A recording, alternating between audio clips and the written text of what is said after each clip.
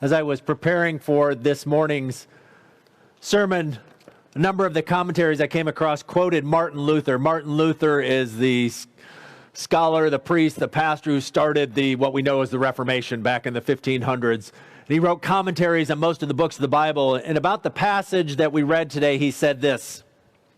He said, "This is a strange text, and a more obscure passage perhaps than any other in the New Testament. For I do not certainly know what St. Peter means." So we're stepping into bold territory here to try and figure out what this means. Because there was numerous other quotes kind of saying, we don't really know what in the world's going on here. And so we've been doing this series on our strange Bible, these passages that are a bit difficult to understand, passages that we read at first glance and we kind of say, what in the world is going on? And there's a temptation sometimes when we're reading a Bible to go down these long rabbit holes and try and figure out every little detail and understand it. But the key often is to try and understand how it fits in the big picture. To say, I may not understand every single detail. I may not be able to understand exactly what Peter meant by this and who these spirits are, although we're going to get to that and try and make some educated guesses as to what he's talking about here. But even if we don't understand every single detail, we can understand the overall concept. It was like I was talking with David Derby before the service, and we were talking about one of the devices that runs the sound system. And I understand the basic idea of what it does. How it works, I don't exactly know. There's this thing called a power conditioner, which somehow levels out power, and it has to do with grounds. And it's like, I don't know. I just know it can help the sound system sound a little bit better. I don't need to know every detail of how it works, but I can understand this basic concept. And the same is true oftentimes in our scripture text. And there's an idea sometimes that we have to get every single word, and we want to figure that out. And those are good and valuable, but sometimes what we need to do is pull back a little and say, what's the big idea of what's going on here? What is Peter getting at? And so let's introduce the book of Peter a little bit. So who's Peter? Peter, when he was born, was given the name Simon. And he went through his life as a fisherman, and then one day Jesus called him to be his follower. And in the midst of following Jesus, there was a moment in time when Jesus said to Simon, he said, you're not going to go by Simon anymore. We're going to call you Cephas, or in Greek, Petros, which means rock. And so he took on this name of Peter. And so he followed Jesus around, and oftentimes he was the impetuous one. He was the one who was jumping forward. He was the one who said, Jesus, I'll never leave you. And then he ends up denying him 3 times. But in the end, he's the one that Jesus looks at and he says, Peter, feed my sheep. And Peter becomes a leader in the early church. He's the one who stands up on the day of Pentecost and preaches to this crowd. And here we have him writing to Christians who are scattered. They may be Jews, they may be Gentiles, a mix of both, who are scattered. And the reason he's writing to them is because they're going through hard times. You see, because the early church wasn't always liked. Unlike today when everybody likes the church, right? There was this problem that went on where people weren't always happy. And what was going on was these people started following Jesus. They started saying, Jesus is Lord. And they started setting aside some of the old idols. Well, the idols were tied up with the economics of the system. There were idols tied up with the trade guilds. So if you had maybe a particular idol for cloth, or another one for woodworking, another one for masonry. And so there were these sacrifices made to them. And it was all part of doing business. But all of a sudden, if you became a Christian and you weren't a part of those, maybe people didn't want to do business with you. Or they looked down on you because you were causing troubles, because you weren't following all the rules that the society had set down. And all of a sudden you maybe found yourself put up. Maybe you were alienated from your family because you weren't willing to go and do the sacrifices that they used to do. You weren't willing to maybe worship the household gods. And so because of their following Jesus, they were on the outside. They were suffering. And so Peter is writing this letter in large part to encourage them, to say, it's all okay. In the midst of this context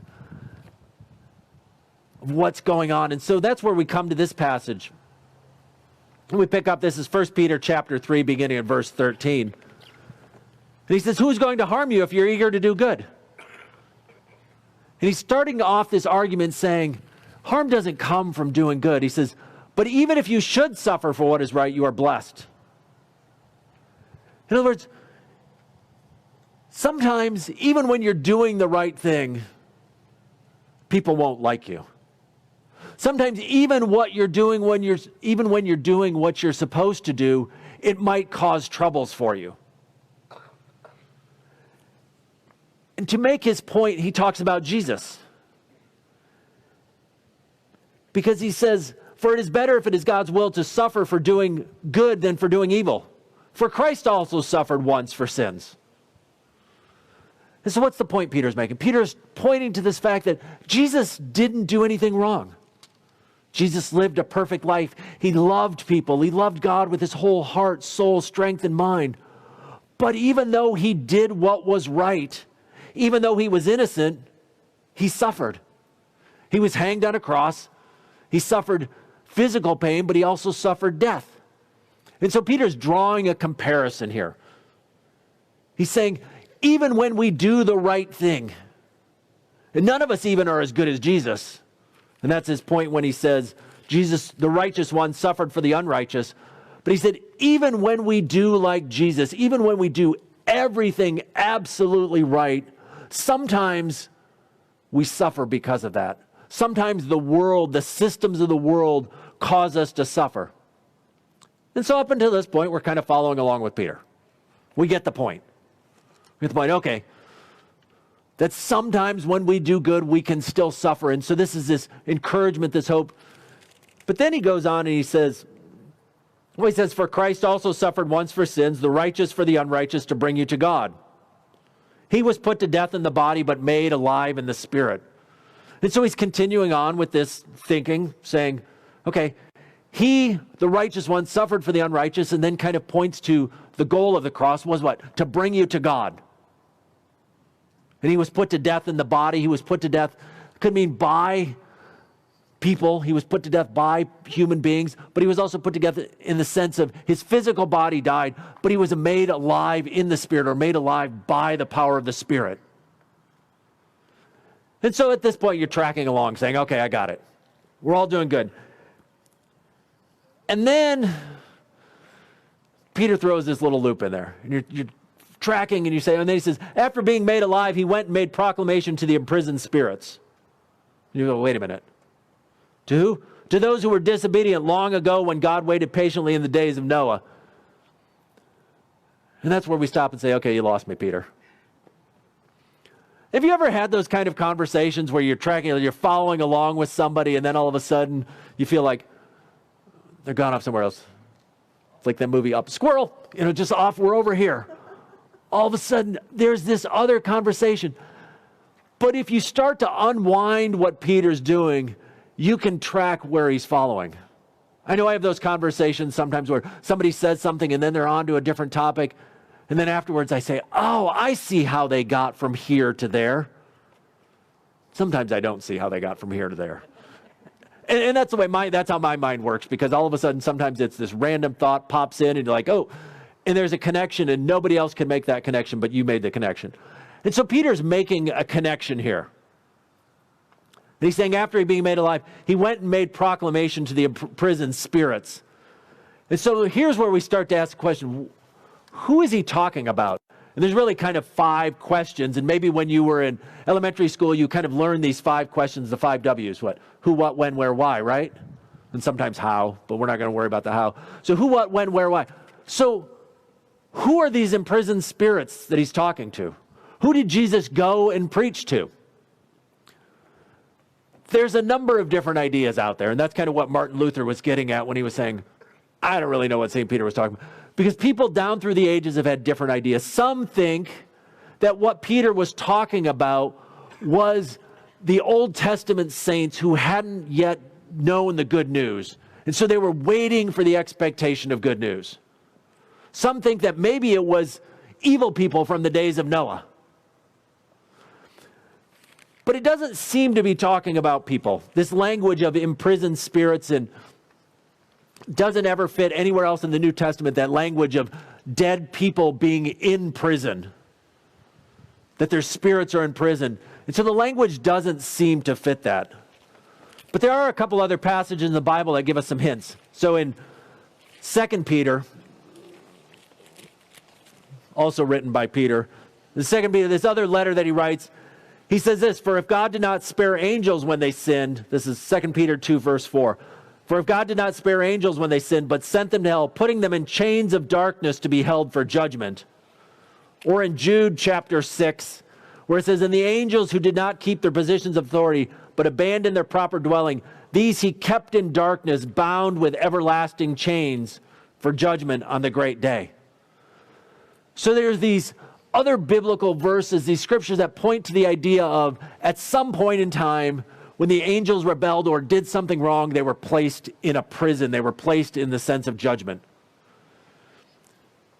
And if you want to go farther down the rabbit hole, and this is kind of Bible nerd land, there is a book called 1st Enoch. It's not in our Bible, and there's reasons for that, but it was a popular, if you will, commentary about the scripture, because in the Old Testament there's this character named Enoch, early in the book of Genesis, who walks with God as he is no longer. And so the writer wrote this book about Enoch and tells this story of him, and it's called the Book of the Watchers. And 1st Enoch tells this story, and part of the book of Enoch has Enoch dealing with these angels and these creatures, these spirits who are in prison. And it all has to do with Genesis chapter 6, which is another strange passage of the Bible. So Genesis chapter 6 starts off with this story, and it talks about the sons of men and the sons of women, and there's these things called the Nephilim, and there's yet another kind of weird Bible passage. But many people kind of take this as this idea that the angels or the spirits somehow transgressed the realm, transgressed their authority, stepped outside of theirs, and somehow with human women had children, and as a result things were all messed up. And that's part of where the book of 1st Enoch picks up. And I think Peter is picking up, not so much 1st Enoch, but he's picking up this idea that these are spirits, or that these are angels who at some point had rebelled. Whether it was the first rebellion with Satan, whether it was this rebellion of crossing in Genesis chapter 6, but that he goes and he preaches to imprisoned angels, or fallen angels. See, that's perfectly normal, isn't it? Then here's what God did. That God went, and what did he do? When Jesus raised from the dead, what did he do? He went to the spirits, these angels who had rebelled in prison, and he went and he proclaimed to them. Well, what would he proclaim? He's proclaiming victory. He's saying that I have overcome death, that your defeat is real. And why would that matter to those people? Why would he be telling this to these people? Because what he's doing is ultimately saying there is ultimate victory.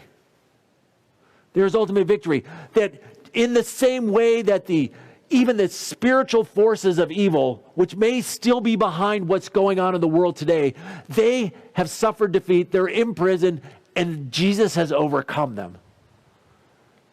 And so what Peter is trying to do is trying to encourage the people. He's saying, this is what Jesus did. He's reminding them, the one who suffered for doing good, is vindicated. He's been raised from the dead, and he's reminding the forces of evil, he's reminding these spiritual forces that they have been defeated and that he is victorious. And he's using that as a way to encourage the people he's writing to, because they're feeling beat down from every side. They feel like they're not going to win. And he's reminding them, he's saying, it looked like that for Jesus too initially, that he had been crucified and they'd been laid in the ground. But Jesus was vindicated. He was raised from the dead. And in the same way too, you will be vindicated. So I think what Peter is getting at, he's saying, he's made this proclamation to the spirits in prison. And these imprisoned spirits are these fallen angels, and he's declaring victory to them and reminding the people of God of this sense of hope. Because he's always to those who were disobedient long ago, and then he makes another left turn, or maybe a right turn, or maybe he takes the fork in the road. When God waited patiently in the days of Noah, and you think, well, wait a minute, how did we get to Noah all of a sudden? Well, if he was talking about Genesis chapter 6 and these Nephilim and all that, that's maybe how he got to Noah. A good chance there. But what else was going on in the days of Noah? It says, when God waited patiently. In other words, there was all this stuff going on. What was happening in the days of Noah? If we read Genesis chapter 6, the later verses, it says the world was filled with evil. And it said, but God was waiting patiently. In other words, God wasn't immediately coming down and destroying everything. And so just like the people who were reading this letter, he's saying God is waiting patiently. God is going to do things in his own time. And then Noah, what was Noah doing? Well, Peter says that he was preaching. He was also building an ark. And so God was waiting patiently in the days of Noah while the ark was being built. In it, only a few people, 8 in all, were saved. And so what's Peter getting at with this whole idea with Peter with Noah? Well, Noah was a minority. I mean, there were 8 people saved. We know there were a whole bunch more people on the earth than these 8. And so it's in part a reminder that there was this minority. There were some who were remaining faithful. And so Peter's saying to all these other people, it's the same way today. That you might not be in the majority. You might be the minority. You might be a small amount. But God is going to save you. God is going to preserve you and keep you safe. And then he continues to get strange. He says, in 8 all were saved through water. And then he makes another jump. And this water symbolizes baptism. And you think, oh my goodness, Peter. This is getting complicated. He says that now saves you. And you think, wait a minute. Baptism doesn't save us, does it? He says, no. Baptism is not the removal of dirt from the body, but the pledge of a clear conscience towards God. And so what's he saying? So what happened in the days of Noah? What happened in the story of Noah? He builds an ark and what happens? There's a rain, right? There's a whole lot of water, right? The water has 2 functions, right? What does it do to everybody who's not in the ark? Killed it. It's a destruction. But for Noah, in some sense, the water is salvation. It protects him. The ark is the salvation. And in the same way, baptism is that same sort of thing. Water symbolizes, in some sense, that flood. It symbolizes it can be judgment, but it can also be life and salvation. And so when he's talking about baptism here, he's saying, no, baptism doesn't save you. It's not the removal of dirt from the body. When you are baptized, you don't all of a sudden become a pure and perfect person. It doesn't wash away all the filth and the immorality. The water doesn't do that to you. I mean, if you've been baptized, are you all perfect now? Did all the immorality, did all the filth go away?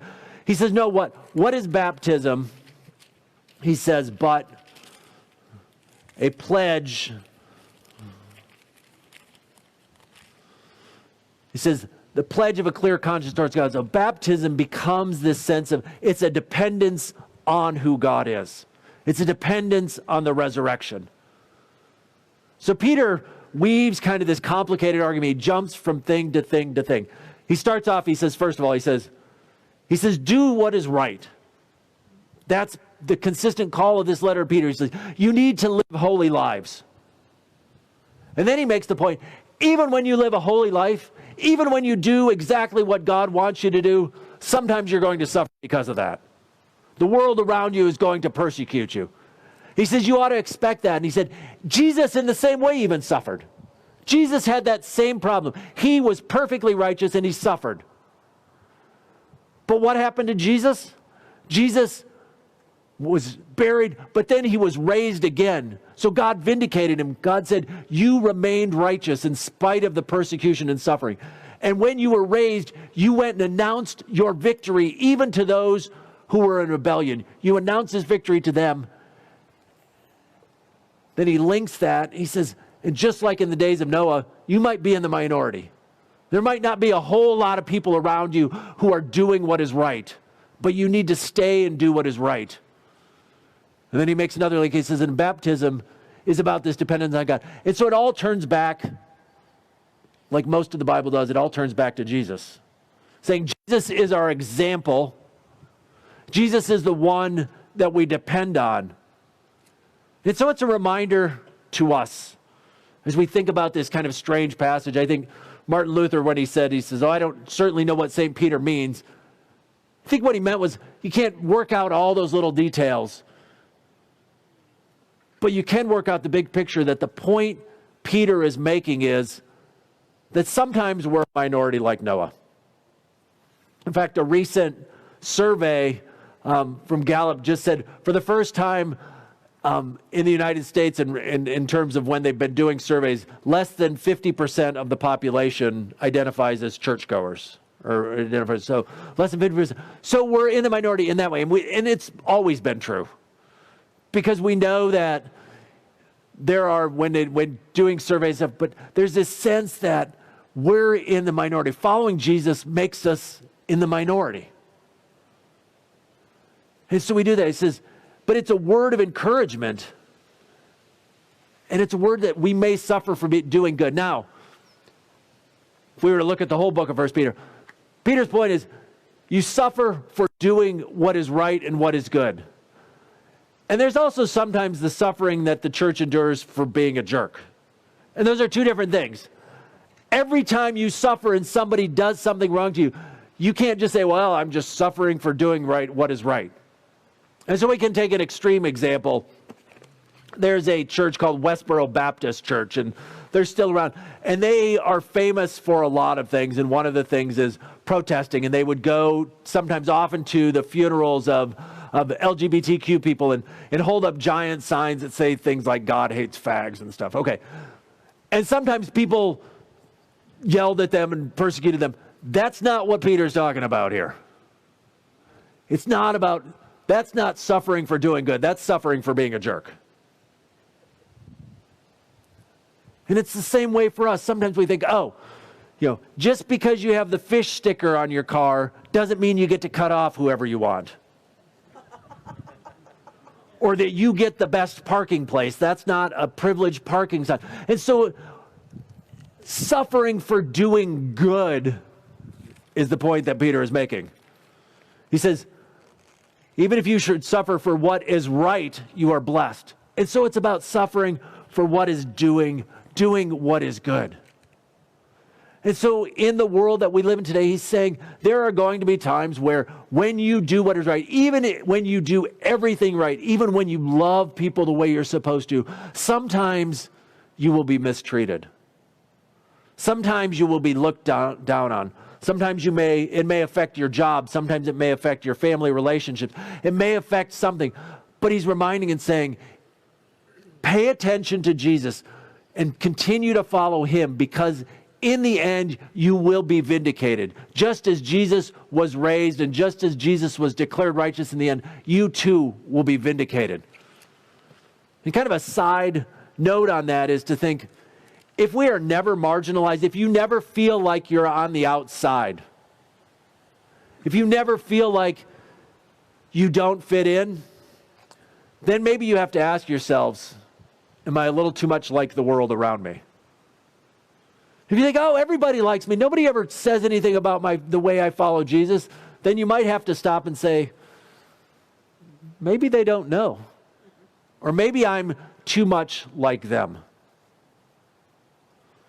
So what I would encourage us to do is to think about the call to do good, to do what is right, to continue to follow Jesus and say, when I do what is right, sometimes I will suffer for it. And when you have those times of suffering, when you have those times of being ostracized, when you have the times of being slandered, when you have the times of being put down, stop and ask the question first, am I suffering for doing what is good? Or am I suffering just because I'm not a nice guy? Am I suffering for being a jerk? And then if you are suffering for doing good, you say, it's okay. It's okay, because that is what God has said will happen to us. It's exactly what happened to Jesus. And just as Jesus was vindicated, just as Jesus was declared right in the end, so too we will be. I think that's what Peter's getting at here. Some strange stuff going on with spirits in prison and Noah and arks and baptism in water. But at the heart of it all, what's he saying? He's saying, sometimes we suffer for what's for doing what's right. But that's what happened to Jesus. And if we're in the company of Jesus, we're in good company. In fact, we're in the best company. So let us continue to do good, church. Let us continue to love people, even when it's hard, even when we suffer for it, because that's what we're called to do. Let us love and continue to do good. Amen.